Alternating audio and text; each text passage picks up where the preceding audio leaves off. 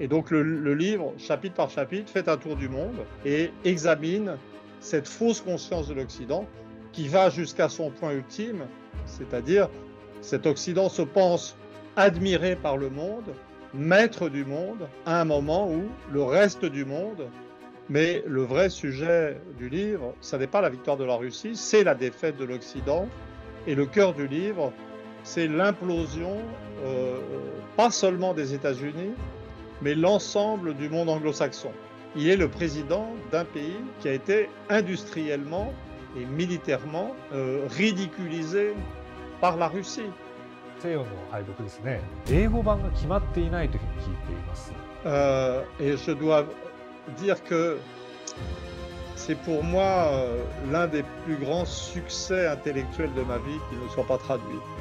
C'est le livre, de fait, interdit par l'Empire, qui n'apparaît plus très libéral dans ces circonstances. 皆さんこんにちは、文藝春秋の村井です。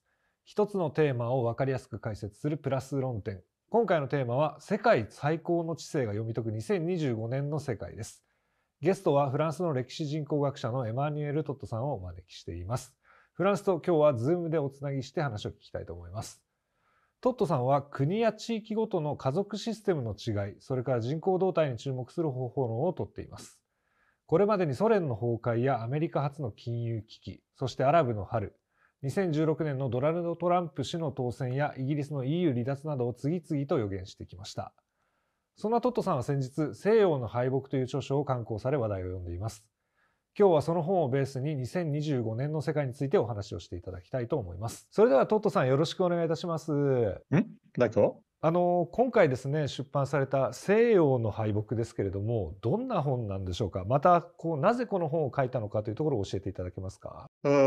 J'ai écrit ce livre parce que j'ai eu le sentiment que les gens en Occident n'avaient pas une conscience claire et exacte du sens de l'invasion russe de l'Ukraine. L'invasion a donné le sentiment, ouais, c'est quelque chose d'évident, que les Russes attaquaient et que l'Occident était agressé.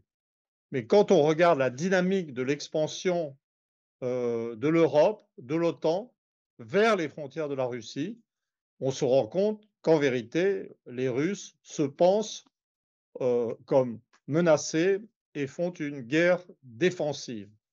Et l'absence de conscience de ce mécanisme chez les Occidentaux m'a paru préoccupant et j'ai essayé de corriger cette vision fausse de la réalité, que l'Occident s'est trompé sur tout, qu'il a sous-estimé la force des Russes, qu'il n'a pas compris les motivations réelles des Ukrainiens, qu'il n'a pas compris l'hostilité à la Russie des pays d'Europe de l'Est, qu'il n'a pas compris sa propre crise, que ce soit la crise de l'Union européenne ou, ce qui est le plus fondamental, la crise de longue durée de la société américaine. Et donc le livre, chapitre par chapitre, fait un tour du monde et examine cette fausse conscience de l'Occident qui va jusqu'à son point ultime, c'est-à-dire cet Occident se pense admiré par le monde, maître du monde, à un moment où le reste du monde, j'étudie la guerre dans le livre et la probabilité ou la certitude d'une victoire russe, mais le vrai sujet du livre, ça n'est pas la victoire de la Russie, c'est la défaite de l'Occident. Et le cœur du livre, c'est l'implosion, pas seulement des États-Unis, mais l'ensemble du monde anglo-saxon. Il y a un chapitre très cruel sur la Grande-Bretagne, et puis 3 chapitres, je dirais, qui montrent à quel point la puissance américaine est devenue fictive, avec une économie fictive et des valeurs très incertaines ou inexistantes.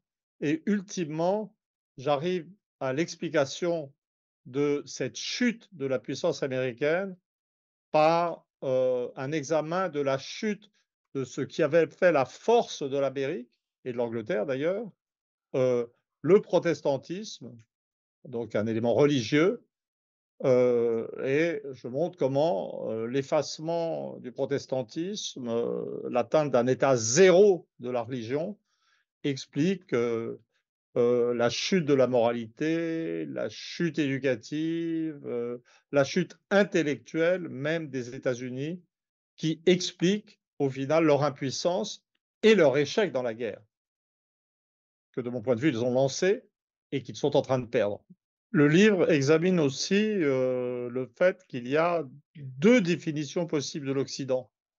Il y a une définition que je dirais, impériale et militaire. Donc l'Occident, c'est l'espace de domination américain et cet espace de domination américain inclut l'Europe, et l'Asie extrême-orientale et en particulier, l'Allemagne et le Japon.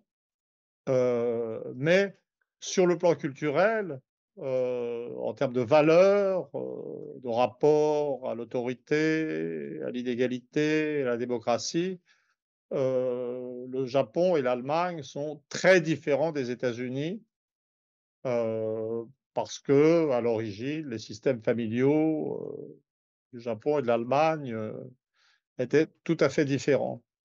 Ça, c'est une mais il y a cette définition d'un Occident large. Je vais m'arrêter là, puis je ferai l'Occident étroit ensuite. Et puis, il y a une définition étroite de l'Occident, par les valeurs politiques, libérales, qui ne va comprendre que l'ensemble du monde anglo-américain et finalement la France. Et pour moi, la défaite vraiment de l'Occident, c'est la désintégration de ce monde libéral qui, il y a peu de temps, dominait ou avait fini par, dominer absolument le monde. Ce qui veut dire que, dans ma perception, de la guerre, ce que je perçois, c'est les États-Unis qui cherchent à maintenir, des pays comme l'Allemagne et le Japon dans leur espace de domination et qui, pour les maintenir dans cet espace de domination, ont intérêt ou pensent avoir intérêt à les entraîner toujours plus avant dans le conflit avec la Russie. Donc je vais conclure sur le sens de ce livre, sur, la raison pour laquelle j'ai fait ce livre. Il y a, je dirais d'abord, au plus fondamental, une, volonté d'historien de comprendre la réalité de l'histoire. C'est-à-dire, j'ai eu un grand plaisir à mettre 50 ans, d'expérience de recherche dans un livre, pour comprendre dans l'instant, la crise dramatique du présent. Donc c'est un plaisir de métier, de vérité. Mais au-delà de ça, c'est aussi un livre de citoyen.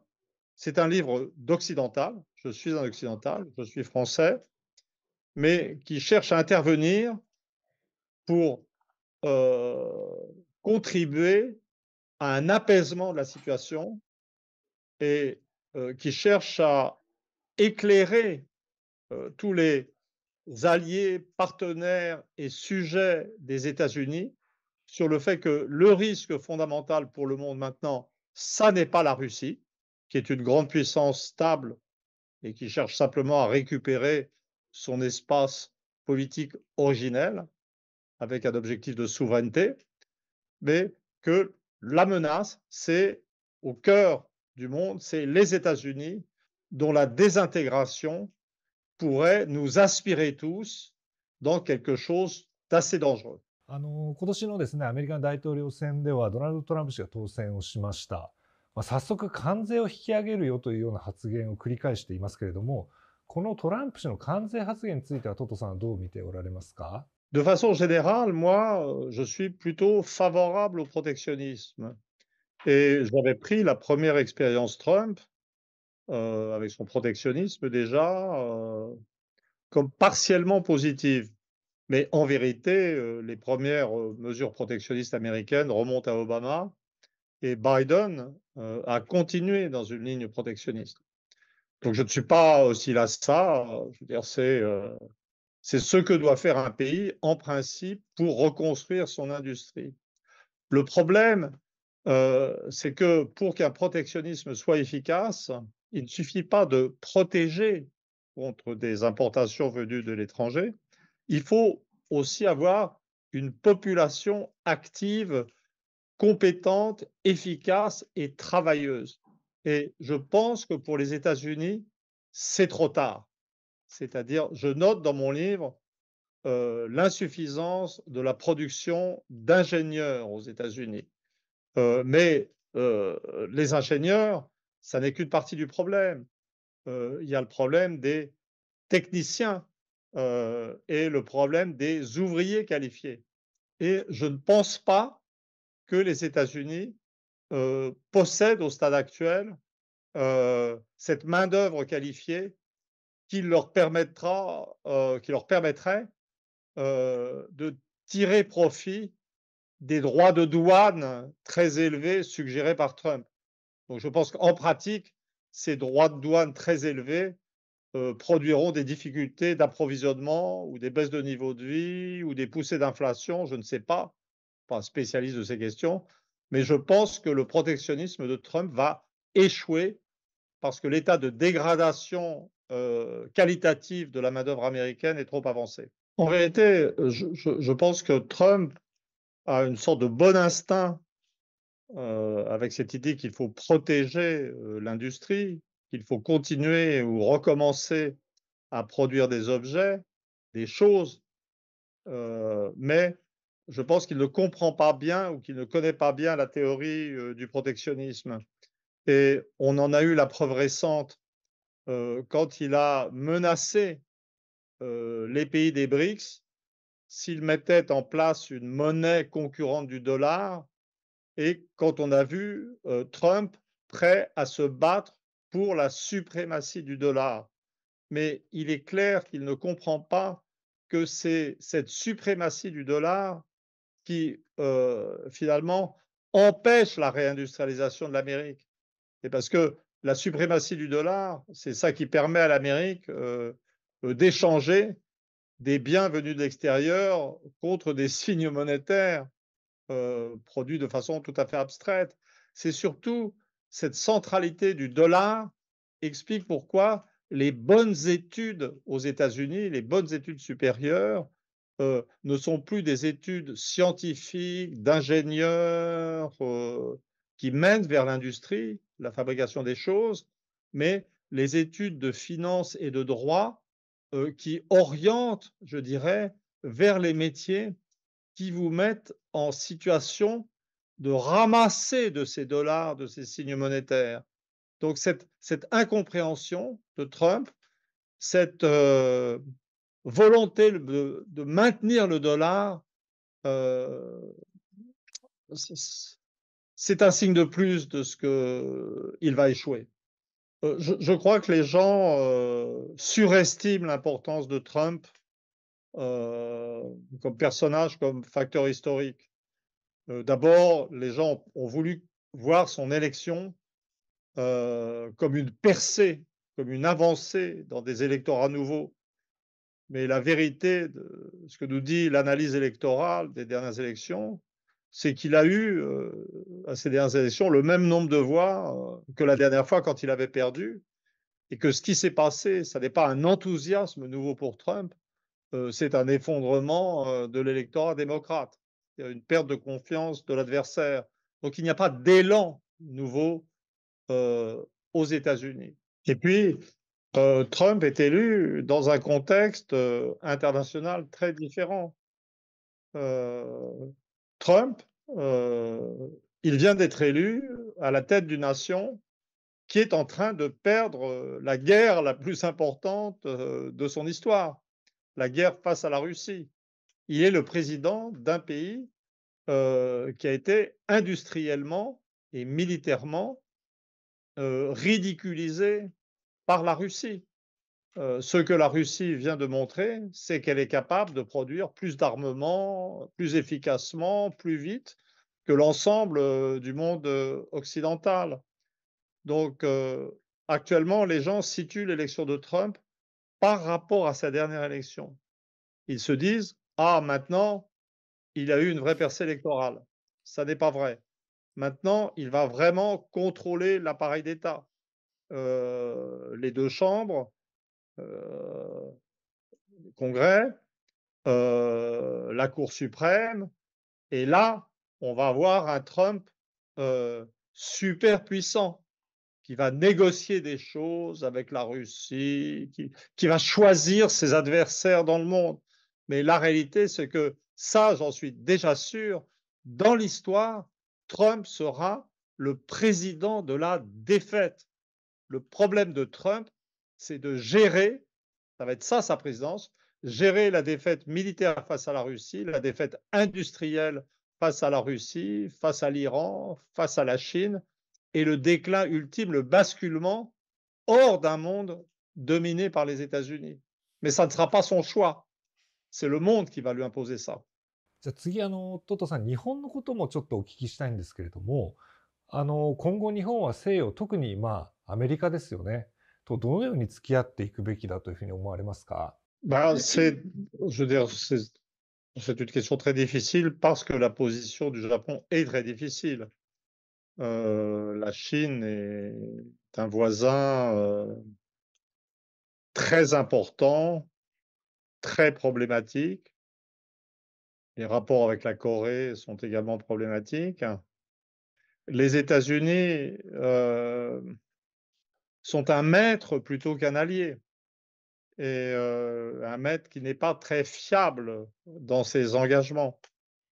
Heu, donc ce que, à l'instinct, je recommanderais au Japon, dans un monde où les États-Unis, dans l'ensemble, dans les 3 régions où ils étaient importants, l'Europe, le Moyen-Orient, l'Asie orientale, dans ces régions où les États-Unis encouragent les conflits, cherchent à entraîner leurs alliés ou leurs sujets dans des conflits pour continuer de les dominer et d'utiliser leur production, ce que je recommanderais au Japon, c'est de ne rien faire, d'en faire le moins possible. De On dit souvent: «Le Japon devrait plus s'engager dans la politique internationale», et cetera. Heu, là, je recommanderais une sorte de prudence généralisée, de fuite des conflits, et d'attendre pour voir.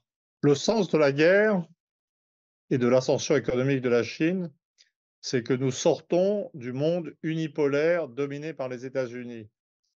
On se dirige vers un monde, assez conforme, à la vision russe, d'un monde multipolaire et je pense que le Japon, de par son tempérament, assez particulariste, de par sa certitude d'exister dans l'histoire depuis très longtemps, serait assez bien adapté à un monde multipolaire. Donc j'ajoute à mon conseil précédent, en faire le moins possible, être prudent, plutôt essayer de se penser déjà par rapport au monde multipolaire qui vient, mais affronter la question de la démographie, de l'immigration nécessaire, du soutien à la fécondité. トットさんはですね、こうウクライナ戦争でロシアが確実に勝利するというふうに今断言をされていますね。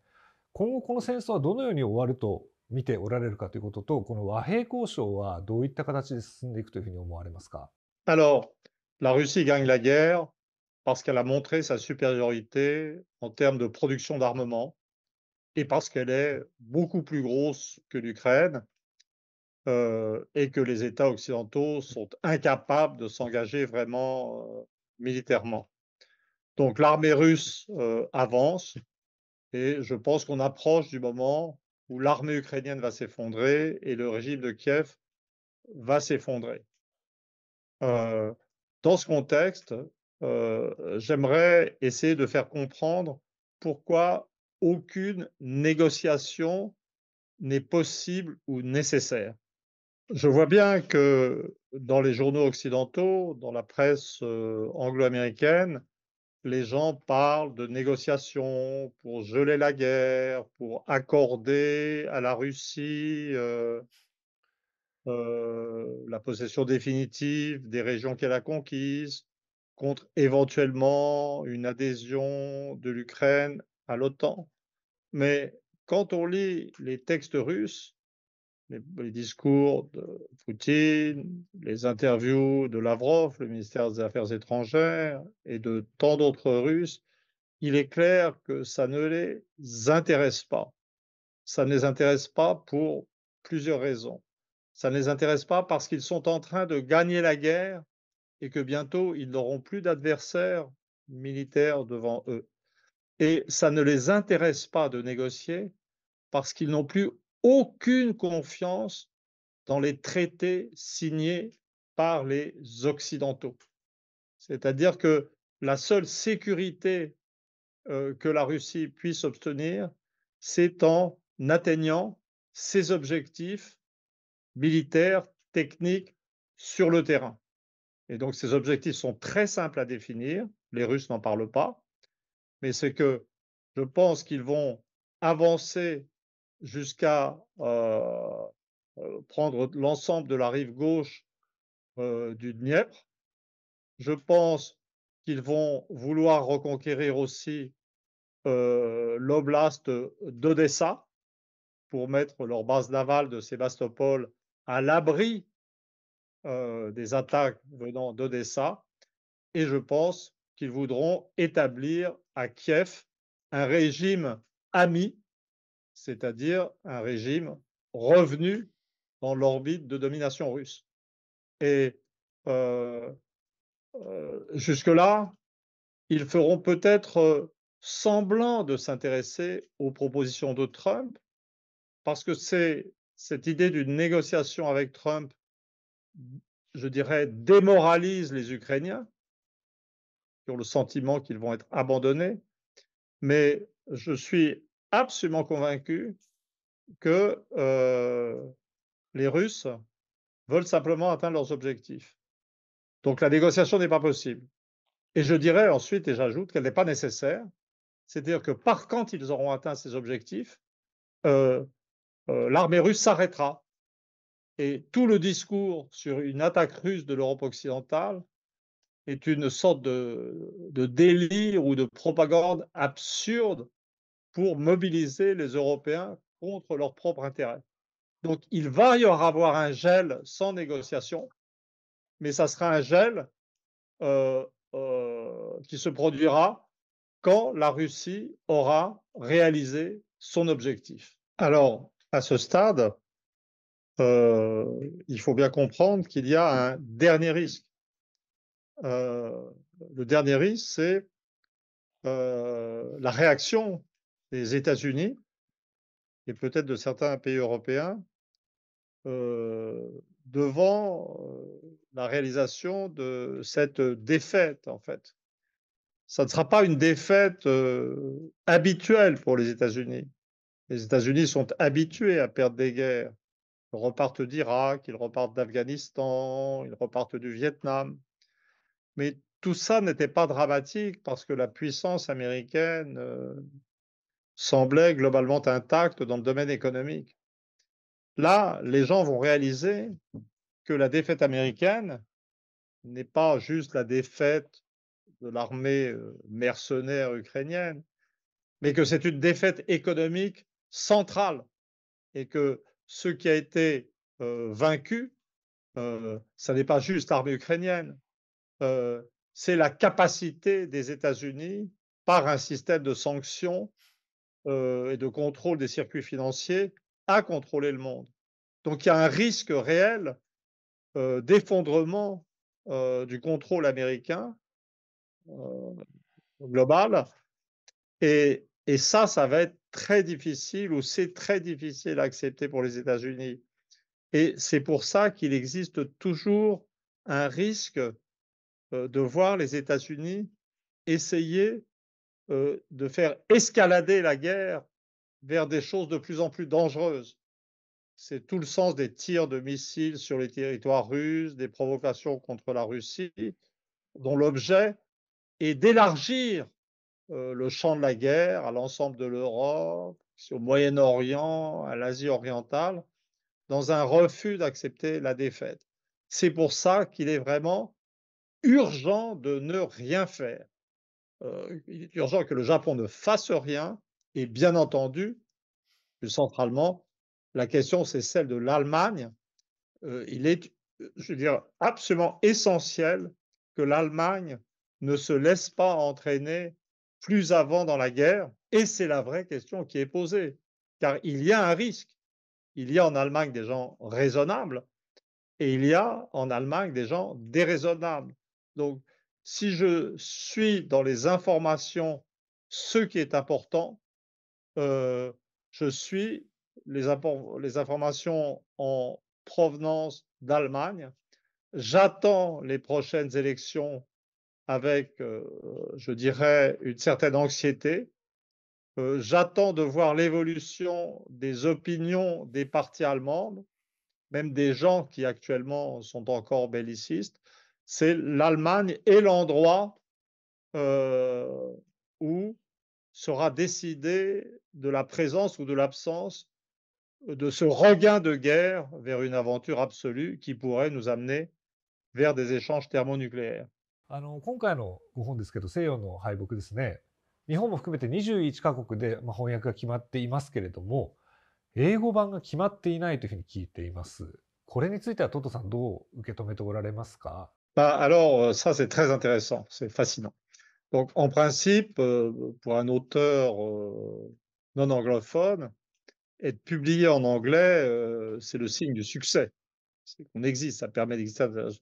Et effectivement, mes derniers livres ont été traduits en anglais, même sur des sujets compliqués. Et mon livre qui s'appelait Après l'Empire, After the Empire en anglais, sur le déclin à venir du système américain, avait été traduit par les Columbia University Press tout à fait normalement. Et là, ce livre, dont l'intérêt est évident pour tout le monde, n'est pas traduit. Et je dois dire que c'est pour moi l'un des plus grands succès intellectuels de ma vie qu'il ne soit pas traduit. Je dirais que la vérité qu'il contient est inacceptable pour le monde anglo-américain. C'est une vérité dont la diffusion doit être limitée. C'est le livre, de fait, interdit par l'Empire, qui n'apparaît plus très libéral dans ces circonstances. Et je dirais que l'absence de traduction en anglais euh, eh ben, est la preuve de ce que l'interprétation qui est dans ce livre est extrêmement raisonnable et probablement tout à fait exacte. Il me vient une idée, c'est qu'on pourrait imaginer un bandeau sur le livre pour favoriser les ventes. Et sur le bandeau du livre, il y aurait écrit interdit par l'Empire. はい、ありがとうございました。いや、ぜひ英語版が出ることもですね、ちょっと願いつつですね、この本いろんな人に手に取っていただきたいなと思います。ということで本日のゲストはエマニュエル・トットさんでした。トットさんどうもありがとうございました。Merci à vous, merci beaucoup.